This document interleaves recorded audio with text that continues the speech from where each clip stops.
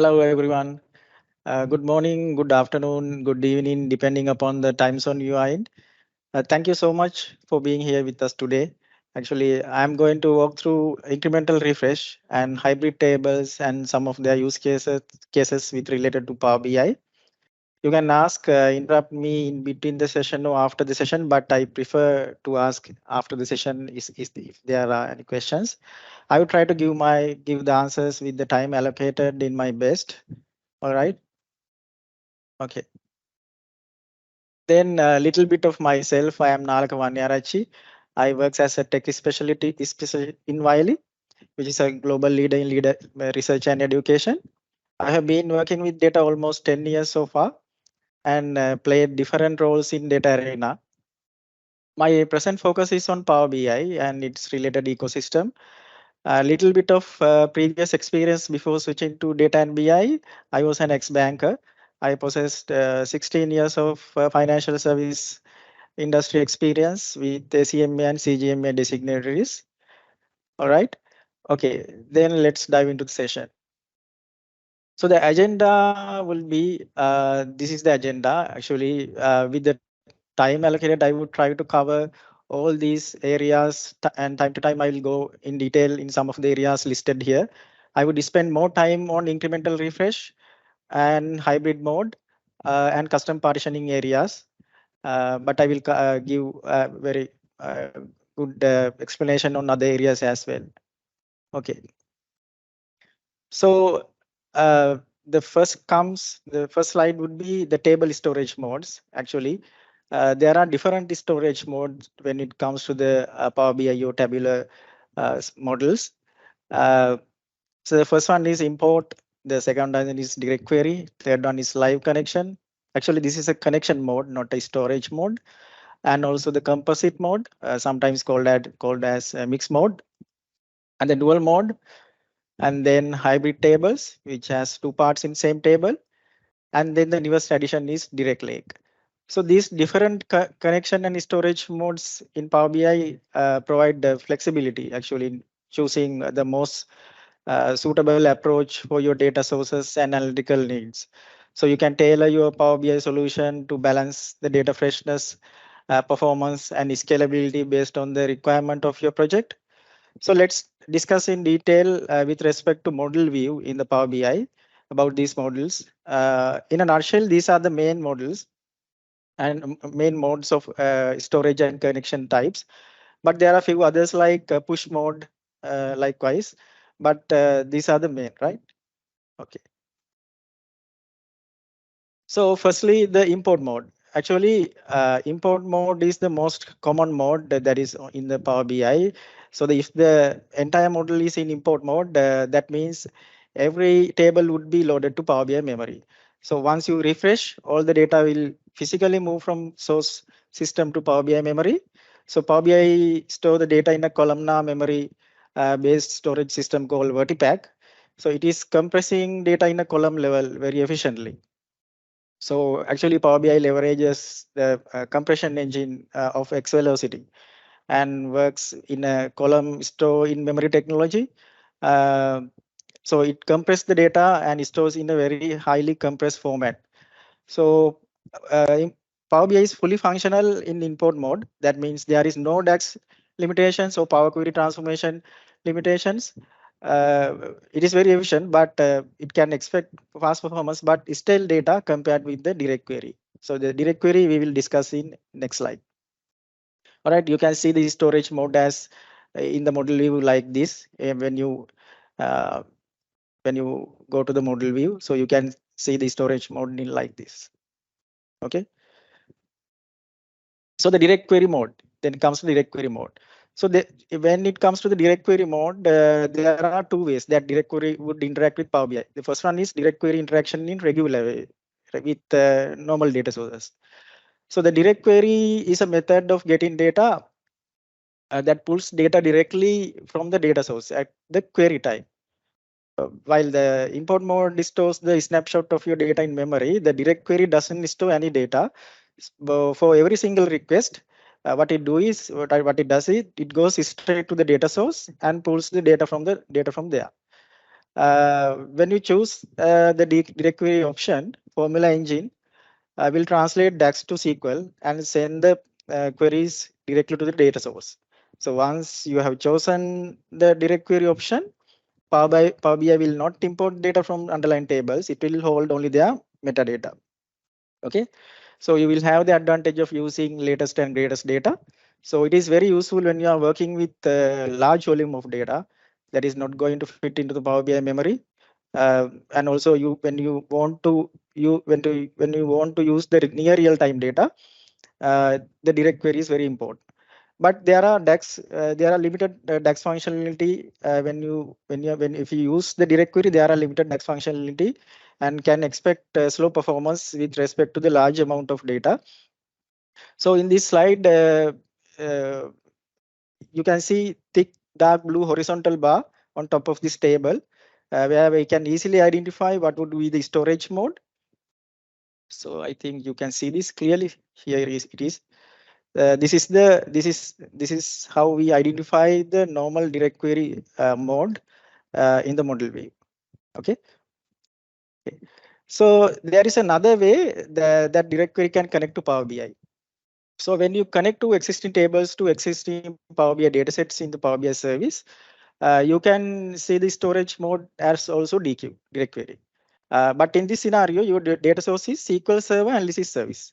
It is not the your normal source because you refer a table that is in the analysis service.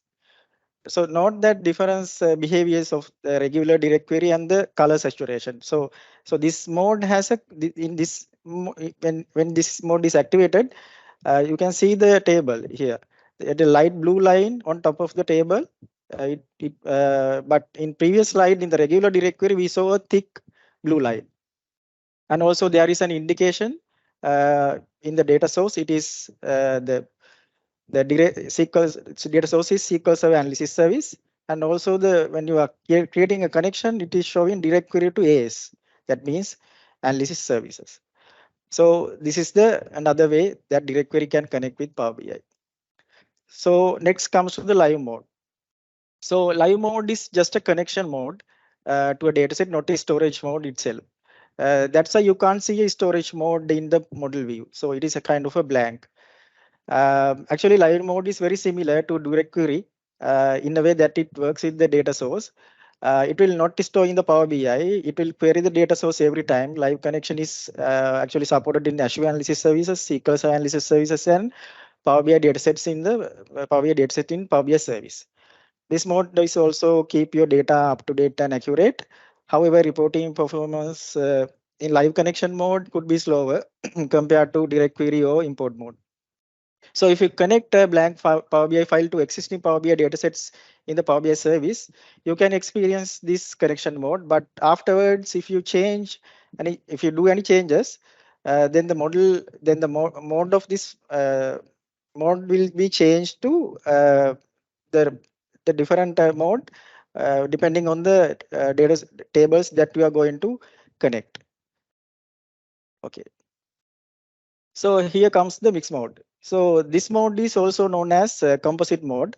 So in this mix mode, Power BI select storage mode for each table. So as you can see in my screen, in this customer parent table, it is using direct query. For other tables, it is using the import mode.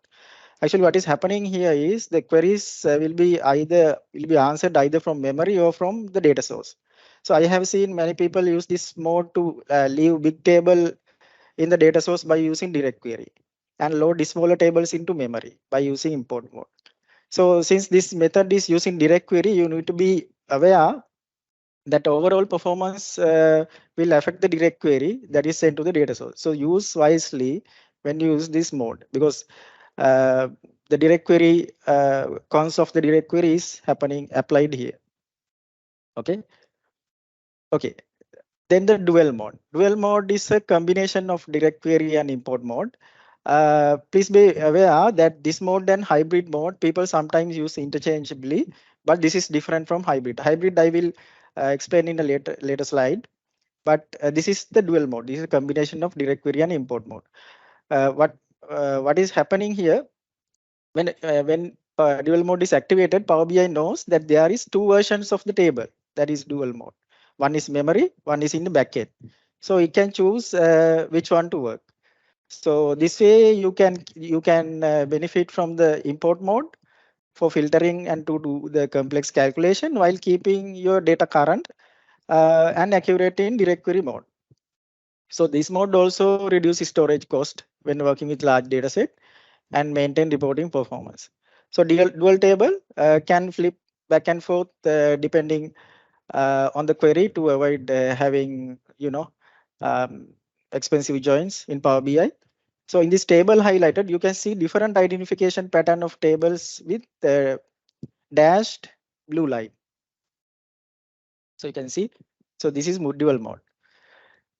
So before dive into the next slide is the hybrid. Actually, next slide is the incremental refresh. But before explaining the hybrid mode, I will go through incremental refresh and just a little bit of hybrid tables.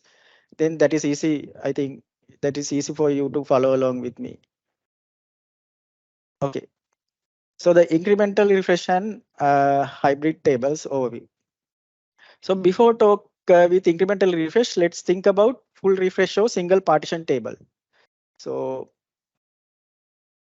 this scenario. So the full refresh means fetching the entire data set each time and wiping out the previous data.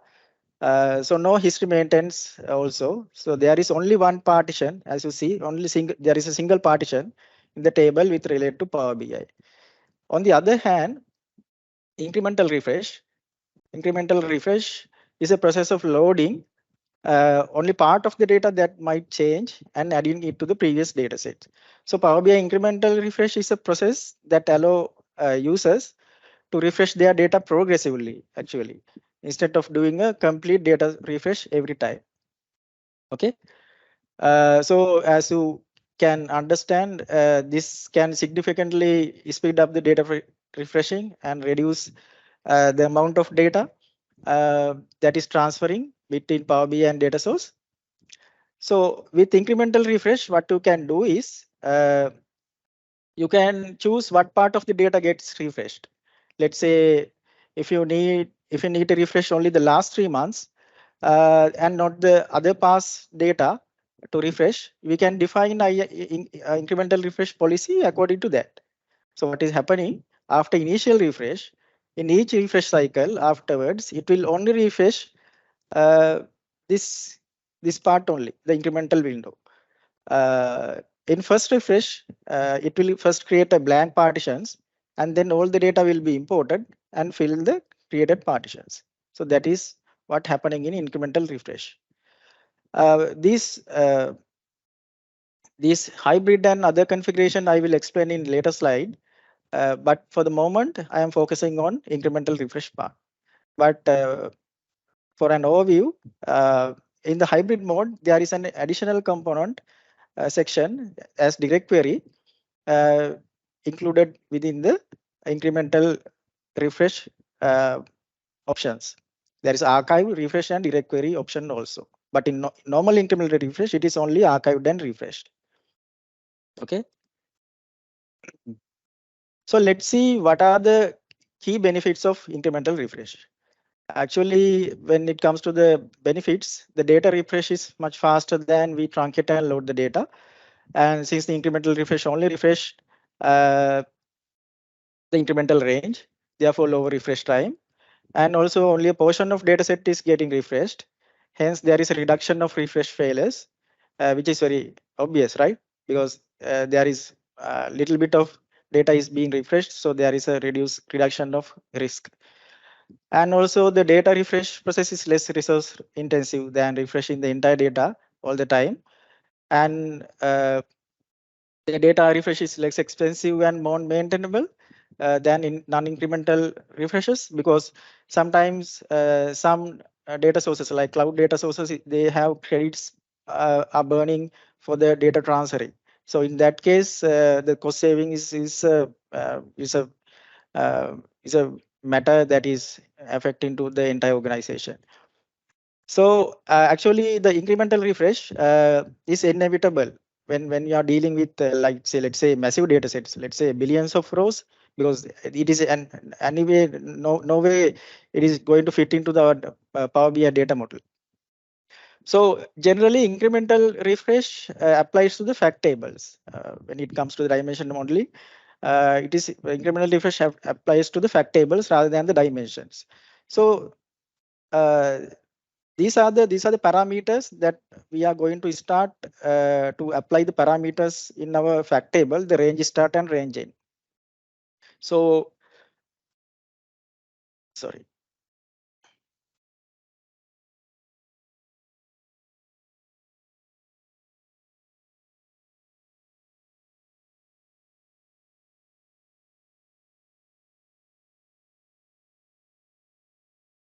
Yeah.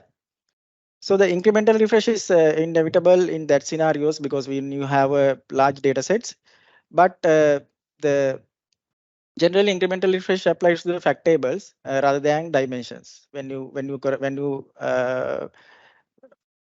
are working with a large amount of data. So you need a date time column in your data source to apply the range start and range end parameters. So actually these are keywords, the range start and range end. So to apply the range start and range end, you first identify a date time column in a data source. So I will show how to configure those in later slides. After that, Power BI service will generate partitions using range and start and range end query parameters to inject dates into the where clause of each partition query. So actually Power BI will take care of all the default partition management for you. Let's say if you tell it to archive the last 5 years data, or in this scenario last 10 years of data, uh, when you roll into the new year, it will automatically drop the last partition and will create a new one. So you don't worry about the automatic partition creation. Power BI will handle it for you. Likewise, you can create yearly partition, monthly partition, daily partition as you wish. This is the area that you can configure your incremental settings. Okay. Okay. Any questions so far? Everybody is following, right? Okay. So as we spoke in previous slides, partition allows us to break large partitions. Partitions allow us to break large tables in the data model into smaller, kind of a more manageable storage units. So when we talk about partitions, the query folding will take a leading role. So actually, the query folding is the leading role here. So most data sources supports the query folding. So what is happening there is queries you create in Power BI, query editor will be converted those into native queries. That is to be that those to be executed at the source level. So this means that if you are using a, let's say, SQL Server, so rather than transferring all the data from the database engine to the Power BI service, before performing transformations, some steps will be conducted to an optimized T-SQL query. Simply, this refers to the process of pushing data transformation steps back to the data source during query execution.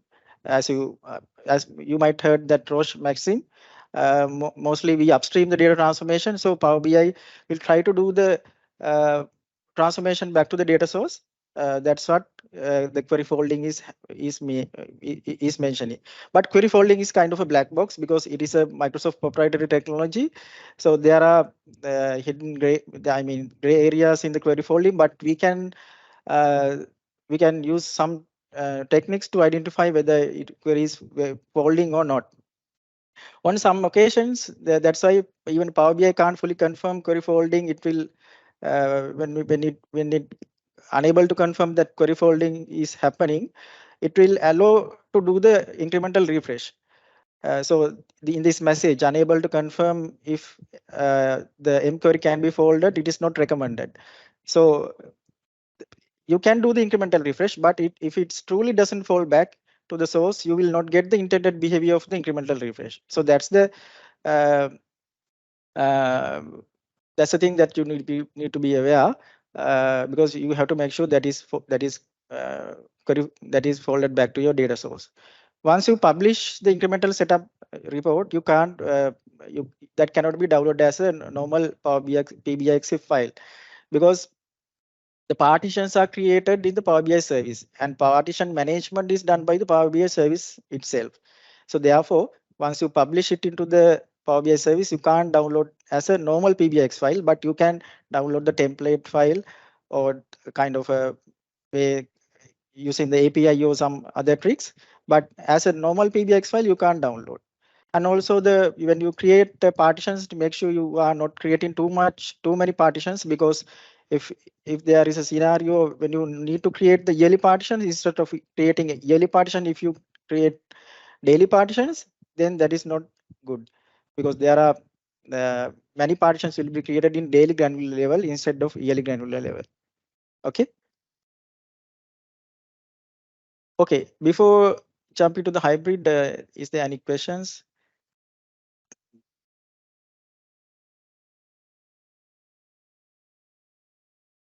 No questions in the chat. Okay. Give me 1 second.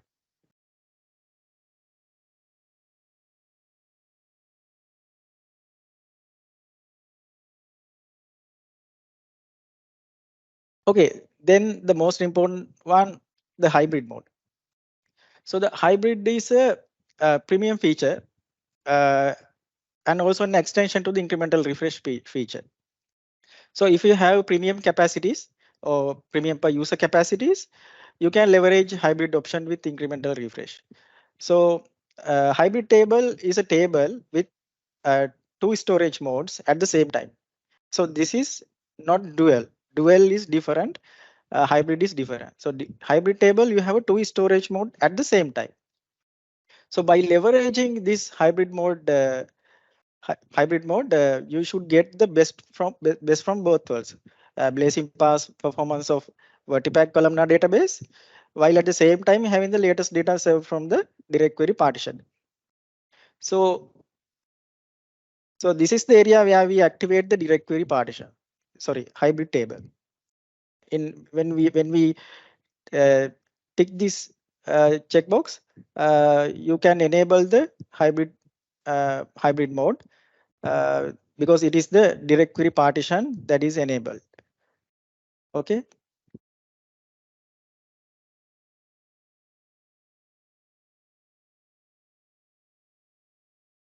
Sorry.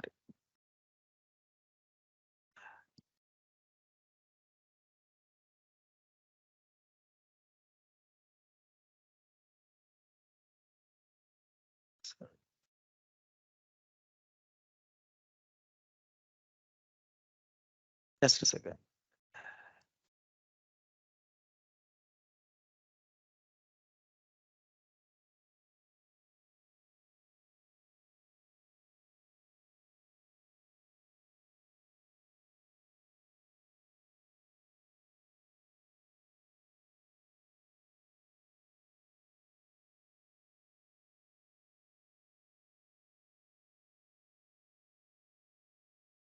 Sorry, I accidentally closed the PowerPoint presentation.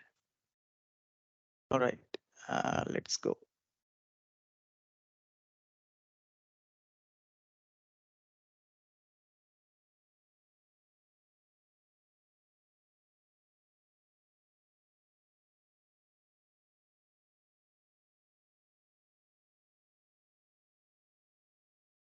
Is it now clear? You can see the my screen hybrid mode. Yes, it's clear. Okay. So since yeah, we discussed the two partitions, that is a direct query and the normal incremental refresh. So what is happening in hybrid table? So since hybrid table has two parts, one part is an import and one part is in direct query. The typical use case that your historical data that doesn't change often, you put that into the import mode, so that you will guarantee fast performance, and then the newer data that's still changing, you can put that into the direct query. So that way you can provide best of both worlds to your users. So there is a graph at the bottom. Uh, sorry. So there is a graph at the bottom that shows what those periods are. So So here it says what is the archive period, what is the incremental period, and what is the real time period. Okay. So keeping fact tables, as hybrid and dimension as dual is the best practice actually. So when it comes to the best practice, you need to make sure your dimensions table are on the dual mode, but your fact table are in the hybrid table. Because remember that the hybrid table has a section that is in the direct query. So by doing this, you will allow Power BI to send some of the section of the query processing to kind of a backend source and let it use the tables back there and to do is processing and then send the results back. And then the section in the import, it will use a copy of the tables that is in the memory. So actually Power BI sends gives you an important message to make your dual dimensions to dual mode, right? So the best practice is keep your hybrid fact tables as hybrid and dimensions as dual. Okay. Okay. Then the optional settings in the incremental refresh. So let's go one by one. There are 3 optional settings. Okay. So first one is getting the latest data, uh, getting the latest data in real time with direct query. This one. So this one is the hybrid mode. So enabling hybrid mode is optional. You can either enable it or you can either disable it. Without hybrid mode, you can set up incremental refresh, but remember hybrid is a premium feature, while incremental refresh is eligible for both pro and premium. Okay, that's the first optional setting. So the second one is only refresh complete days. So when you tick this, it will refresh only whole days. Okay, so if the refresh operation detects a day that is not complete, rows for that whole days are not refreshed. This option is automatically enabled when you select the hybrid mode. So when you select tick this one is automatically select. You cannot disable that. The third one is the detect data changes. So this to enable, when you enable this setting, you need to pick up a different date time column. In my case, it is order date, but this is a date time column. So this setting actually assume uh, such a column is exist in the data source, typically kind of a auditing purpose. So what is happening here is uh, the maximum value of the column, let's in this order date column, is evaluated for each of the periods in the incremental range. Okay, so if it hasn't changed since the last refresh, so there is no need to refresh the period, even though you have set up incremental refresh. So refresh will not start unless there is a change. Let's say my order date has not been changed in the last 2 days. So even though you schedule the refresh will not start. So you can, as you can understand, this will further reduce the days that incrementally refresh is doing.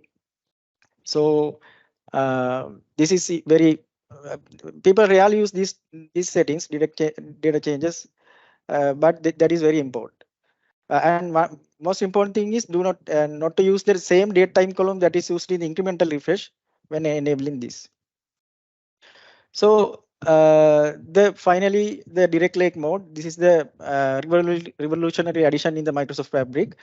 This follows actually the same concept in import mode as import mode, because the delta Parquet files are in columnar format and vertiscan queries are sent directly to the delta tables, and whatever the required columns are going to be loaded from memory.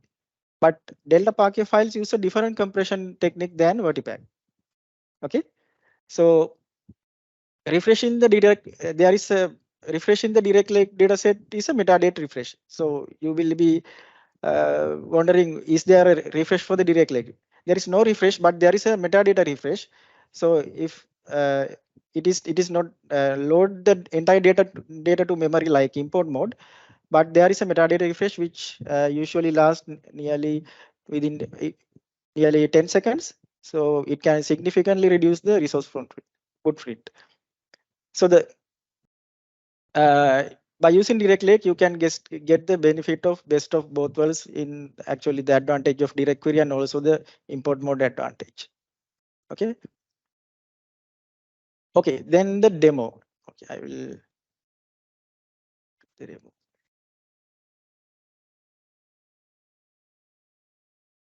Okay, hope you can see my screen clearly. This is the Power BI desktop file that I am having. First, let's go to the model view. So I am having a very simple model. This is the fact table and this is the dimension table. So in this, I'm going to set up, actually I have set up my fact table as import mode, while my dimension table as dual mode, because that is the best practice. Remember in previous slide, we talked about keeping dimension as dual and the fact table as uh, hybrid mode. Okay. So what now I'm going to do is I'm going to set up the parameters for this my fact table. So what I'm going to do is go to the query editor, and we'll see. So hope you can see my screen. So yeah, so this is my fact table and this is my date table. So in my date table fact table, order date is the column that is in date time format. Okay. So for this column, I am going to apply the range start and range end parameters. So in order to do that, I'm going to manage parameters. Actually, I have set up the range start and range end, but setting up is very straightforward. Let's say I want to create parameters from scratch. I'm going to new, and since these are keywords, I will type range start. R capital and S is capital. So that is the main concern here. And also you need to type, sorry, since the range start is and ranging is there, it is not allowed to create another one. So once you type this one and the type is the date and time, and also the value, you can put a date and time value. But this will these settings, the values will be overridden in the Power BI service. So there is no you can put any date that is on the range start and also on the range end. This will be overridden in the with the Power BI service. So I have put January 1st to October 31st, since my data set is very low. But if you have billions of millions of data, you can further you can use these parameters to reduce your data sets when you publish from desktop to the Power BI service, because once because you can reduce this gap. Let's say you can range start the January 1st and the range end you can type as January 31st. Okay. Once you have parameterize your queries, then you can go to model go to again the Power BI file, and you go to the data and you click the incremental refresh. So it is on this here, it is on here, incremental refresh.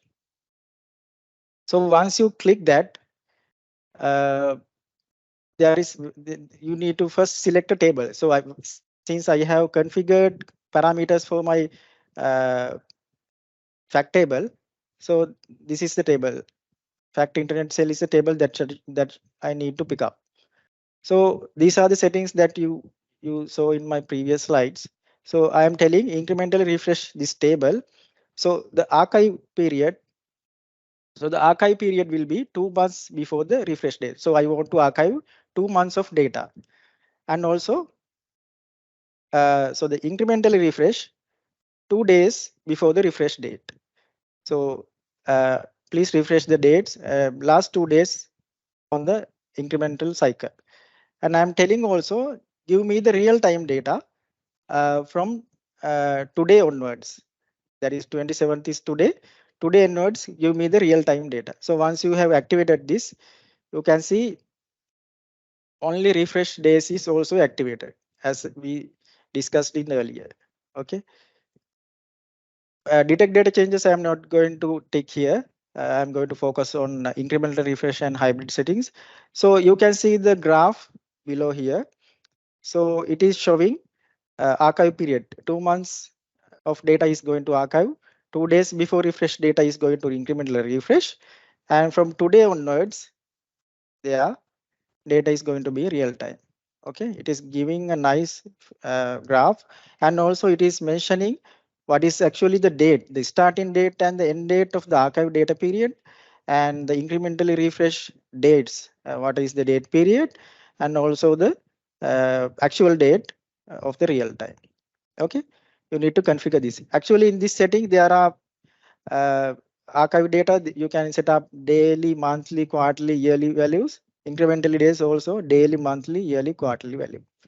So you need to make sure the correct granular level you are putting for your archive data. Okay. So once you apply, and then you need to publish this to the Power BI service.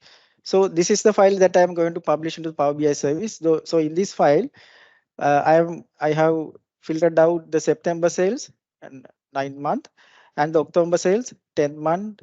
In this is the actually this is the month that is on the hybrid mode, because as you remember, this is our schedule. So the last 2 months data is on archive mode. Incrementally refresh last 2 days, and the real time data is from today onwards. So I will publish this one. So I have already published this in the Power BI service. So this is my file. Before discussing that one, I will show one thing. Hope you can see screen. Can you all see my screen?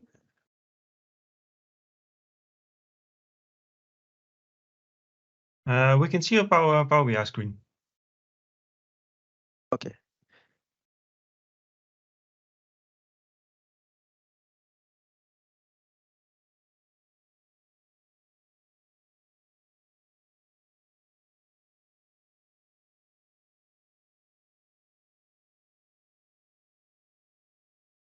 Okay. So in this screen, in this Power BI desktop, there is also a setting here, the automatic page refresh. So the automatic page refresh is important for the hybrid mode. So I have enabled page refresh because the auto refresh I have put at 2 seconds, but in my tenant the admin has enabled it as a 1 second, because of that it is been overridden. Okay, so this is important in order to look at the hybrid activation, because it is automatically refresh the page, right? Okay, then can you see my Power BI web from the screen, because I cannot see the red border. Can you see now it? Which window are you sharing right now?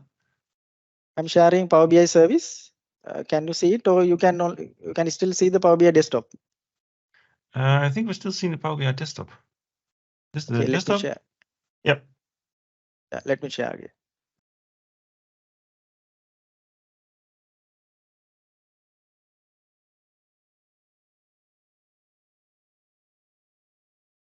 I think now it is clear, right? Yes, it is. Thank you. Yeah. So this is the file that I have shared, that I have published from Power BI desktop. So what I'm going to do is I'm going to do some updates from the backend to the backend data source. So actually this is the file. So this is the file that I have shared. I mean published to the Power BI service.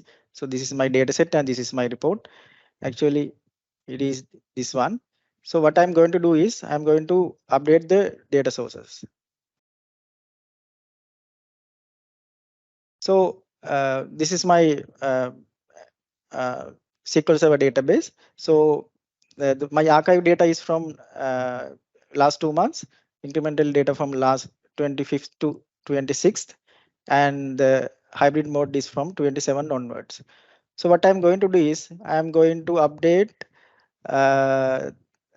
30th of last month. Uh, the sales amount I am going to divide by 100,000 because this is a significant number. So I can see clearly what is the value that is going to be changed. Okay, so I will update. And also the incremental portion, I will do a change for the 26 is also is included in our incremental portion. So I will do a update. Okay. I will divide that value also by 100,000 because I can expect a change. Okay, for the hybrid scenario, I will come next. So before doing that, so we change 30th, change 30th and also 26th. Okay, 30th on archive mode. So what you can expect is, even though I have refresh, the 30th value should not be changed, right? Only 26th value should be changed because it is on the incremental. Let's see. Let's see. 30th value it is 59,000. 26th value is 69,000. So only this value should not be changed. This value should be changed. Let's see. So I'm going to refresh my data set.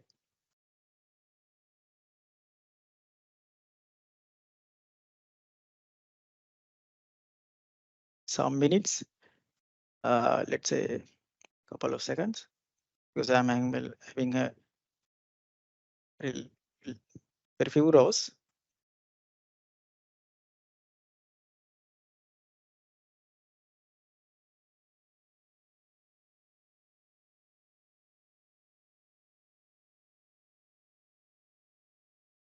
So in order to do this, you don't need, I mean, to incremental refresh, you can do with your pro license. You don't need, even though I am using a premium workspace, you don't need the premium workspace. Even though even if you have a pro license, you can do this. Yeah, the refresh is okay. Let's go here and refresh the page.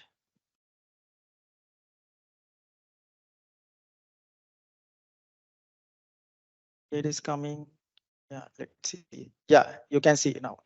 So the 30th value is still 59,918, but the 26th value is $1 because I divided it by 100,000 to make a significant change. So the incremental settings has been applied. Okay. So now I am going to see the hybrid change. What I'm going to do is for the hybrid portion, it is today onwards. So the hybrid portion, the order date key 27th, I will divide the amount by 100,000 again. Okay, query executed. And for this one, I am not going to schedule incremental refresh because this is on the today's date onwards. For that, actually, I am waiting, but I experience the query. Sometimes the Power BI is caching, so sometimes it is not very much clear that that value is appearing as a different figure. So that's why we need to do a page refresh. Actually, the visual refresh. Yeah, you can see it has been changed. I didn't do a manual refresh. Actually, I did only a page refresh. It has been changed. So likewise, you can use hybrid and incremental for your requirements. So for the hybrid, you don't need to do a manual refresh. You can only set up a page refresh. Okay. Okay. Back to slide. Okay. Since I have a limited time, I will quickly go through this one. So actually, this is the reverse hybrid workaround. What is happening there is in regular hybrid mode, the archived and incremental data is in import mode, and the latest data, the real-time data is in the direct query mode. But with this reverse hybrid workaround, it let you lets you to shift the storage modes to in other way around. That is, history data is direct query, and the latest and greatest data in the import mode. So the beauty of this is you can still maintain the incremental refresh approach along with the reverse hybrid mode. This is super cool, right? So in the next slide, we will explore how to expedite this. So this is the reverse hybrid workaround. Actually, the credit should goes to Patrick Mahoney and Patrick at Microsoft for presenting this amazing workaround, because in out of the box method, this is not supported. Okay. So in regular hybrid setup, we evaluate the range start and range end parameters with a date time column. But in my case, it is calendar date time column. Instead, for the normal range start range end, we create different parameters, not the keywords. In here, new start and new end are not the keywords. For this workaround, I have set up the new start and new end. So in order to do the reverse hybrid, we need to shift the DQ partition, directory partition, to history data capture. So that's the main catch in here. So first we check the tick mark options in optional settings, as I explained earlier, to activate the regular hybrid mode. When I set this up, directory partition, the range start is today actually, and the range end is range end will be actually far from the future. For an example, like 2050. So you can take the advantage of that to use an if expression. I have used if expression to detect sort of which partition you are in. So based on that, all of your archive and refresh partitions are in the past. Only DQ partition is in the future. So you can look at the range and for both uh, new start and new end expressions and compare it to now when refresh occurs. Uh, you can compare it to the your datetime local now, your datetime local, uh, your local date time, because the current date time is in your local date time zone. In a nutshell, in this example, I have data in my fact table starting from uh, 18 months before the today's month end date, and DQ partition ends in 1 month before today's month end date. That means August end date. So then the remaining months, September and October, the partition choose the regular incremental refresh with archive and import mode. So when hybrid setting is activated, range end is evaluated with the datetime local now is always true for the DQ partitions. That's why you get the past 16 months portion as direct query. For other ones, you get the import normal archive and increment partition. Uh, so the latest partition. So so you can see the else part, you can see the range start and range in. This is the normal behavior. For other ones, you use this if expression and the DQ partition. Okay, it seems to be tricky, but once you understood how hybrid table behave, it is kind of straightforward, right? Okay. So the custom partitioning, actually, there are why custom partitioning. So there are occasions that we need to do custom partition. That means we define the way that partitions should be carried out in a very explicit way. So, for example, when there are no dates in the selected tables, you are applying incremental policy. Or when you need to define the incremental policy based on a different column other than the date type, so the out of the box incremental refresh method doesn't apply in these cases. So in these occasions, we need to apply uh, custom partitioning, or else if partitions need to create as same as source, we need to create custom partitioning. Also with third-party tools support, you can process the partitions parallelly without waiting to refresh those in Power BI service in regular way. In use case number one, use case number one, this is the one. It is very important if you have Power BI Pro license and if you are not benefiting from premium options. So you can still set up incremental refresh with Pro, but with incremental refresh together with hybrid, you cannot set up without premium. But in this case, in these occasions, this method uh, of custom partition is important. What you can do is you can mimic the hybrid scenario using DAX. What is happening there is with the help of DAX, you split into two storage modes, direct query and import, and then apply the borderline dates accordingly. Actually, for this one, kudos to Nicola Lilik and Phil Seamark for this insight. Take a look at their blogs, fantastic content there. Here there is no use of incremental refresh. Incremental refresh is not related to custom partitioning, so don't mix those, right? Okay. The second use case would be the reverse hybrid with tabular editor. So, but for this method, you need premium option. Okay. So because you have to leverage XMLA endpoint. XMLA to explain about XMLA is a broader topic. If I simply put together XML is it is create a connectivity channel for other tools with SQL Server analysis model. What happen here is you mimic the hybrid scenario using M script with the help of tabular editor and no incremental refresh here. And use case number 3, the no date scenario, which I explained earlier. In this example, partitions will be have been created on country wise. No borderline dates are involved. For this method, premium and XML endpoint read write access needed. So the tabular editor and mscripting is useful when this scenario, but no incremental refresh. Okay.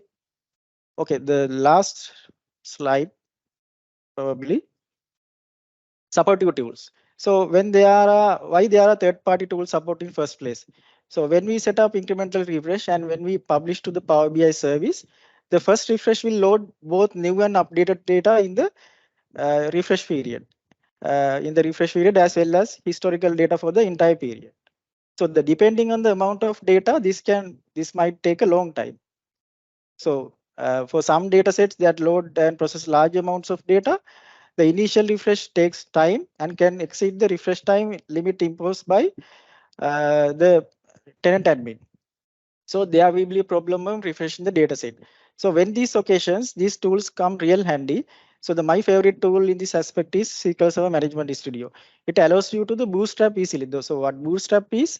Bootstrap uh, bootstrapping the initial operation. You can create only the partitions, not to loading all the tables. You can selectively process the partitions when you create the uh, first create the blank partitions.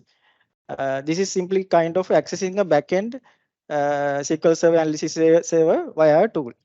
So the depending on the amount of data loaded for each partition, you can process each partition sequentially or in small batches to reduce the potential for uh, those timeout.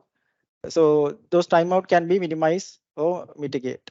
The second tool is tabular editor, which has many usages. So one usage is to provide the easy way to bootstrap initial refresh operations.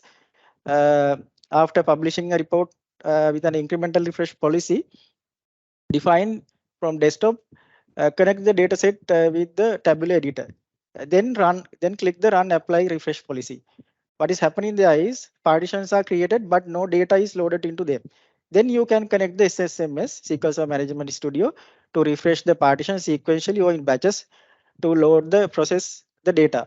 So there are other usages in tabular data we saw in previous slides, but this is just a example. So the next one is ALM toolkit. This is very helpful to perform metadata only deployment, which allows you to deploy deployment of new objects without losing historical data. For example, when you need to add few features, few let's say measures to already published dataset, you can deploy only the new measures without needing to refresh the data by saving time. So the nice thing about ALM toolkit is there are many options to play with. There are many options. So the ALM toolkit act as a schema different tool for Power BI dataset where you can see what is the change before and after, like we now see in recent Git integration with Power BI. But these features were already there. So the next one is our friendly neighbor, the DAX Studio. I think all of you have heard DAX Studio with many functionalities equipped with DAX Studio. One feature is that you can identify partitions created and their sizes and many additional informations. So actually, yeah, those are the main importance of these partition management tools. So these tools must have in your tool belt because different projects need different tools to speed up and optimize your workflow. So last but not the least, I have listed out important links that I came across and work with to related to this topic. I will share this information after of this session for interested people. Many thanks to all the authors, presenters that have shared their knowledge with data community in this topic. And yeah, that's all. Um, this is that's it actually from my side. And thank you very much for listening to the session. I will appreciate your comments and any questions. And also you can reach me afterwards via LinkedIn for related questions. I'm more than happy to answer your questions and clarifications. Yes, I saw a one hand raise.